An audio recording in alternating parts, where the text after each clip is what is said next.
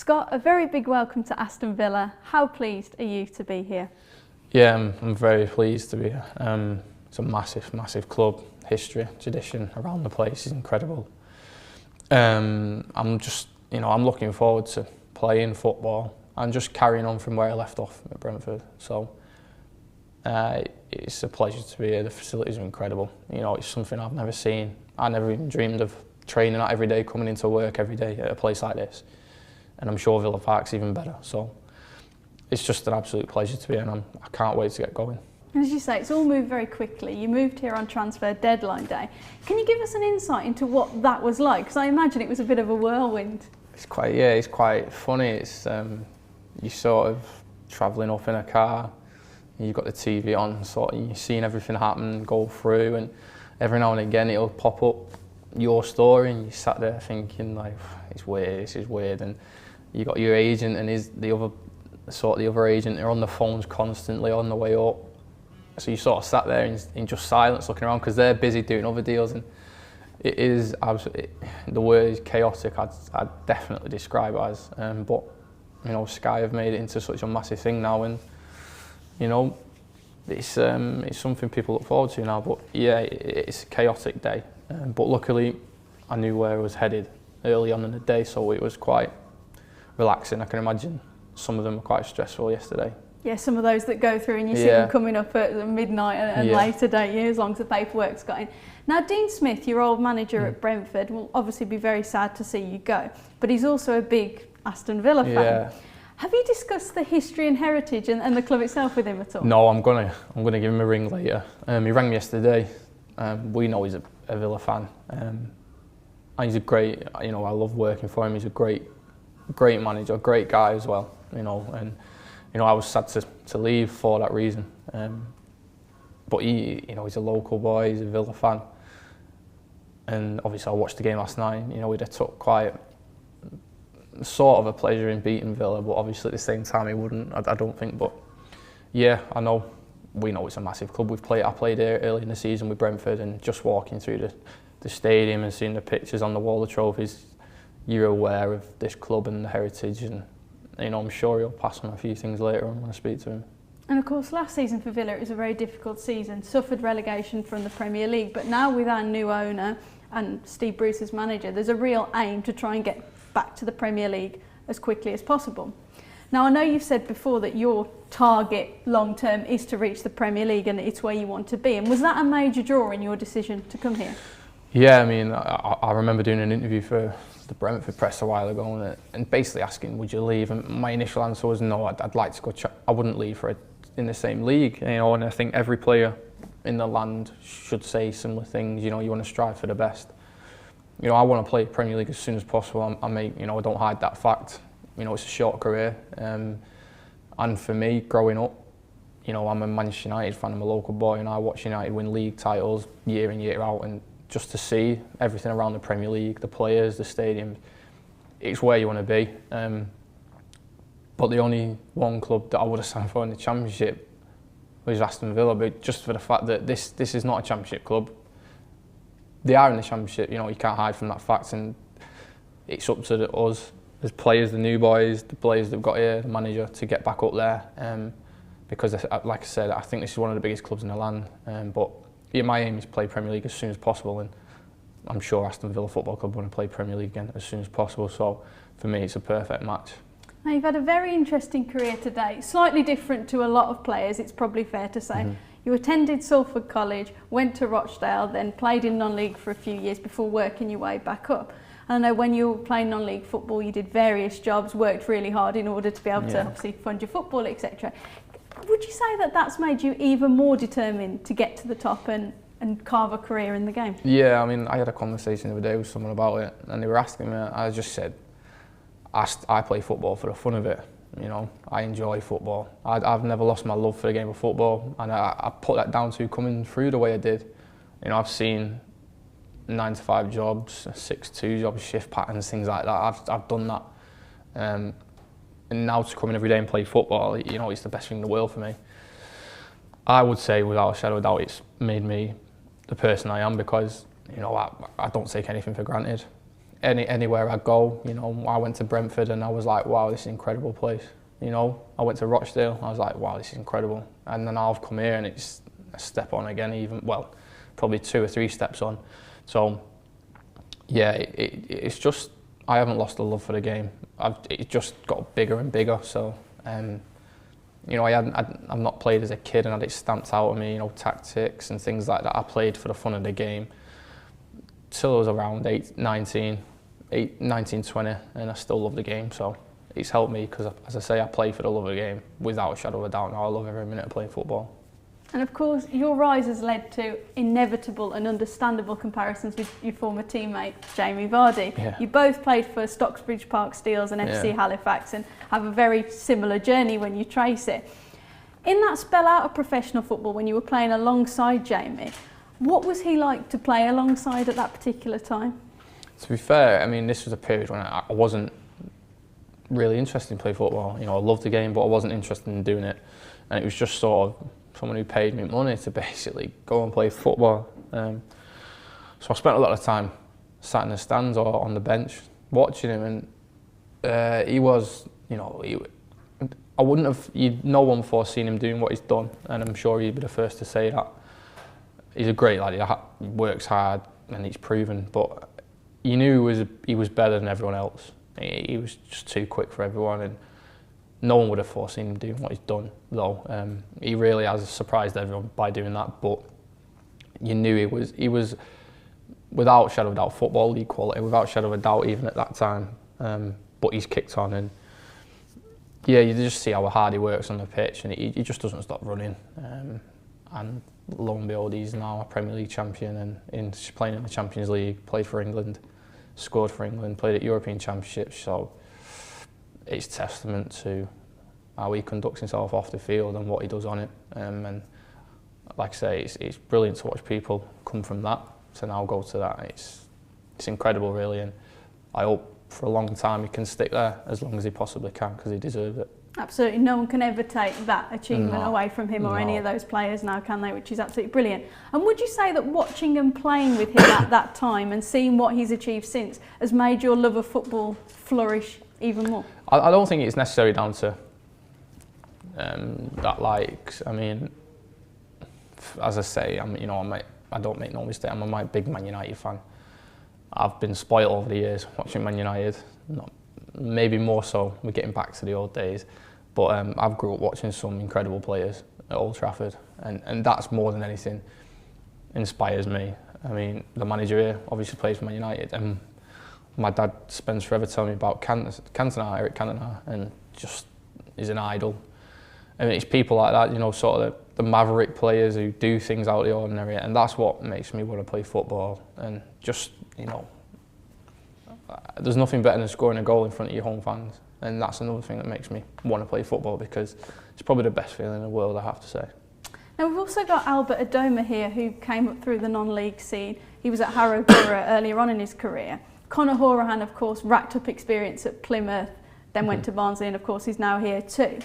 Both those guys told us that, you know, they feel people like yourself, Andre Gray, people like Albert, can act as inspiration for players at that lower level to say that, you know what, actually we can do it, we can get back up there. And would you echo those sentiments? Because there's clearly a lot of talent in those leagues and below. Yeah, without a shadow of a doubt. I think the way the money's going in the game and the prices people are paying, it makes lower league clubs turn to the non-league scene, and there is a lot of ability. A lot of people don't get time. They don't get the time spent with them to improve. But there's natural ability and certain things you can find at these lower levels. And I'm sure if you go down through League 1, League 2, Conference, places like that, then I guess over the next 10, 15 years, there'll be so many players coming through, and rightly so, because, you know, it's grassroots football and they want to improve it, and it is there. It's just finding it and taking risks. And I think that's the one thing. You just got to gamble on people and just give them a chance. But I think I agree with the statement they made. It is inspiration, because there's so many of us doing it now, and so many, not just doing it, there's so many of us moving on, and like you say, there's 3 or 4 at such big clubs, and Vardy himself, and there's so many of us at big clubs now, and it is a real inspiration to everyone. After your time in non-league, you then returned to Rochdale in 2013. How did that come about? Well, I got released as a youth player. Just through, just not fell out of love with the game. I just didn't want to do it. I didn't want to play serious football. I want to play for the fun. I want to enjoy football. And the manager at the time was Keith Hill. He gave me every chance possible because he really wanted me. And at the time, I didn't appreciate that. So I just playing bits here and there in Nonleague, and I got a phone call one day basically saying, do you want to come up and play for us? He tried to sign me for the last few months of the season, he couldn't do it, and then I got a phone call in the summer offering me a 2-year contract, and this at the time I was just turned 21, and I was like, that's a bit strange, just offering the contract like that. But it was Keith Hill, the manager, and Chris Beach was the assistant, who's my youth team coach, who texted me last night, still speak to him. You know, I owe a lot of what I do on the pitch to him, and he just offered me a 2-year contract, and it was unheard of, really, to be honest, because normally he was a bit, do a sign, you'd got a 6-month deal or a year deal, but he offered me a 2-year contract, and you know, I just straight in the car, straight signed it, and you know, he wanted me, and that's all you can ever ask for in a manager. And of course, what a season you had. You scored goal of the day on your debut in a 3-0 win, 10 goals in your first 20 league games, player of the month for February, 2 hat-tricks in 3 weeks, overall 90 goals that season, and the accolades go on, really. And you know, that must have been an incredible feeling for you to be playing at that level, a very decent level. Yeah, it was I think it all started, as I've always said, I had a meeting before we played Hartlepool. We just signed a lad who was playing in the Championship previously, and the gaffer called me in and was like, you deserve to play tomorrow. He said I was going to play the other lad because he's a big name, but you deserve to play, and I like to give people a chance. And from that point, I never looked back. I mean, look, I got my fair share of shoutings out of him, but that's the manager he was, but he'd give you a chance, and he created a freedom for you to play, and that's all you can ever ask for. But yeah, the season went great. I mean, out of the games I played, I probably started about 19 games as a striker. You know, I played a lot as a wide man or in behind the striker, you know, so I managed to score, I think it was something like 18 goals in 19 games as a forward. The rest were sort of dotted about in different positions, but the accolades I got, it was down to the team, really, because we had a great team, great set of lads who just wanted to work hard, and we got promoted on probably one of the lowest budgets in the league. We were third favourites for relegation at the start of the season, but we ended up getting promoted, and we probably should have won the league, really, but you know, here and there we had a young team, but the accolades followed, and you know, you only get the accolades if the team are doing well. I mean, you're not going to get accolades if you're struggling, so it was a bit of both, but yeah, to say your first season in Football League went like that, you know, I can't argue with that. And of course that form earned you a move to Brentford, but you had to be mentally strong early on after suffering 2 cruciate knee ligament injuries. What did you learn about yourself in that spell? Because that must have been really, really tough for you. I learned that mentally I believe mentally nothing can really challenge me. You know, I can take anything head on, I can deal with it. I'll deal with it in my own way. You know, I'm not saying I deal with it perfect and the right way, but I'll deal with it.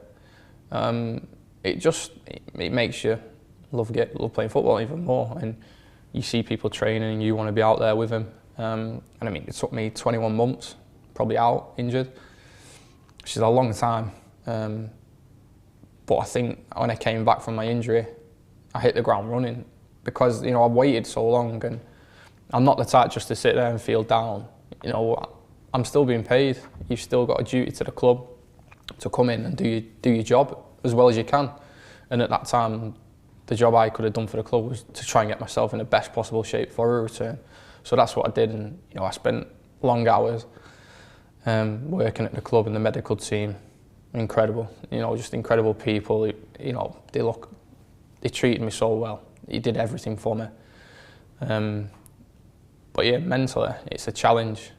But then again, playing football is a challenge, so it doesn't bother me. And you've clearly got a lot of respect for Brentford, and it was a great gesture from them to give you a 1-year extension after your injury too. It's a great club, great club. People look after each other. People, you know, they push each other on, and they looked after me, and that's all I can ask. They sent me away a couple of times to see specialists in America. And at the time, this is unheard of to me, coming from Nonleague and Rochdale. It's like, wow, this is incredible. Anything I needed, it was sorted. They were a great club. They looked after you. They've had a couple of injuries since of similar ilk, and they've both been treated exactly the same.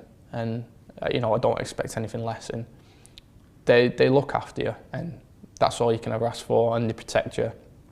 That's all you can ever ask for. And the fans back you. I'm forever grateful to that football club, and especially the medical team.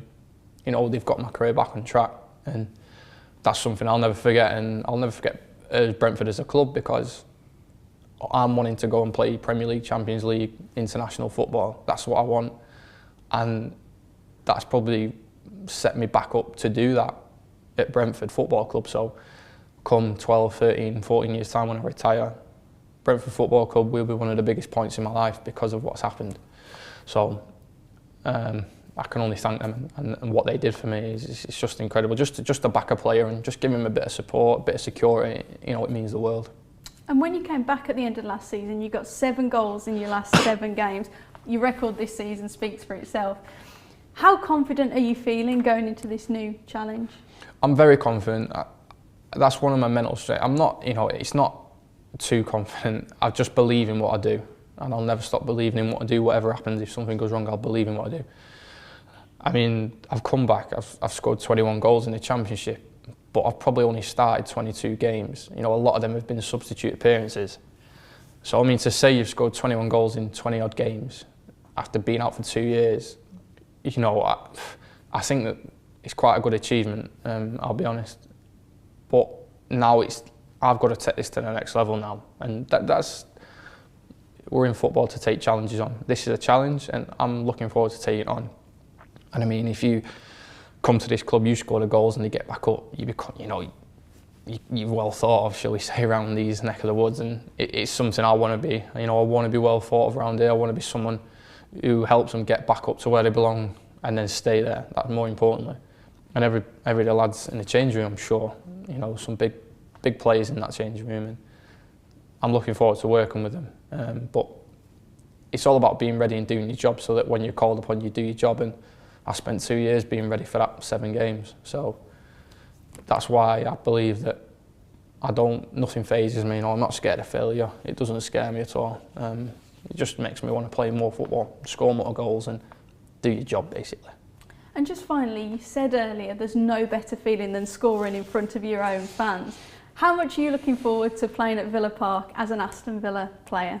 I loved every minute playing as a Brentford player. We've played Newcastle this year, but we played Villa on a Tuesday night, and for some reason I just felt the atmosphere was sort of the best I've played at in my career. And Newcastle, you got 52,000, it was packed, but it just felt like there was an atmosphere there, and you can see the history around the place, and obviously you've got to score your first goal first.